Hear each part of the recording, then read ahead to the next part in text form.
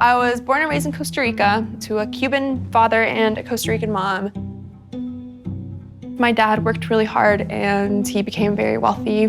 When I was 11, moved here. While I did have a very privileged and fortunate life, my father did suffer with alcoholism, and a lot of his experiences impacted my family. I was never given the tools at a young age to understand how my mental health was being impacted by my environment.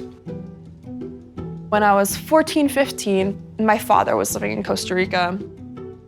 My dad got taken advantage of by a coworker, and we lost every cent to our name.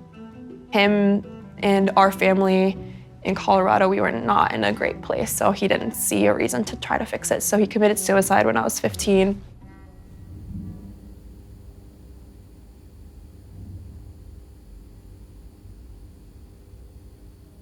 My life changed overnight.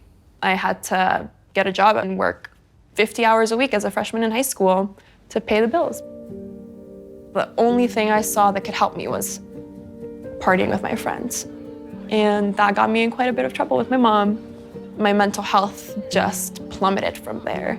And so that's where I started experiencing self-harm, suicidal ideation. It was a weird night. I was trying to run away from the police and they found me. And I told them I was gonna kill myself. And they handcuffed me in the police car and took me to the emergency department. And this was the first time that I'd been to an actual hospital rather than a short-term placement. I was very nervous. I knew that this was different. They placed me in this room that felt like a jail cell.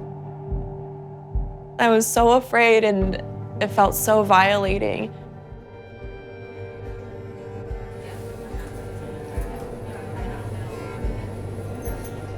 I'm not a person who feels angst or frustration, but I got so angsty that I started banging my head against the wall, like literally banging my head against the wall for something to happen, for someone to come check on me, for someone to say something, for me to pass out, for all I cared. It got to the point where I was scratching my skin raw, like I was stripped of everything. I didn't know who I was. I felt that my grief was a crime, that my grief was wrong.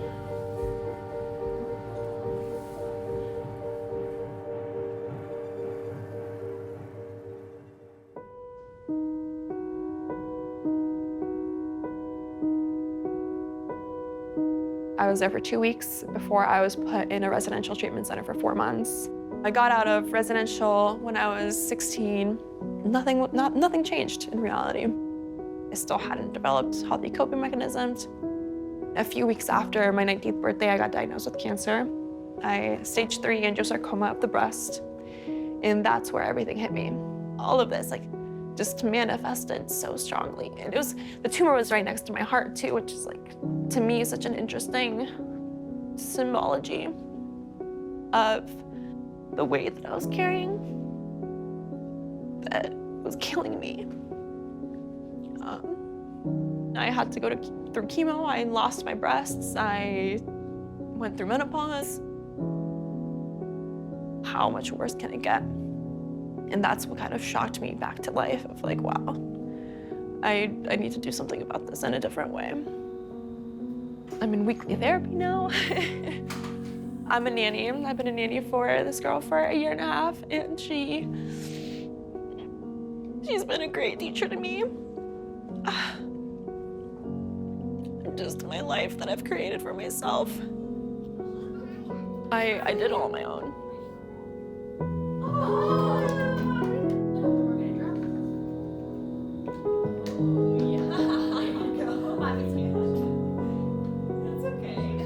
When my physical health was breaking down, the support I received was unlike anything I've ever experienced. The community that showed up for me, the people that came into my life, the support I got from the healthcare system, I received all of that, and it was amazing and beautiful.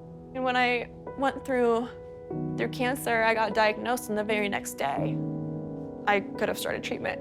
You know, like it was so fast that they were there to catch me immediately. Whereas with my mental health, yeah, I was in that ED for 2 weeks with nowhere to go. They didn't know what to do with me.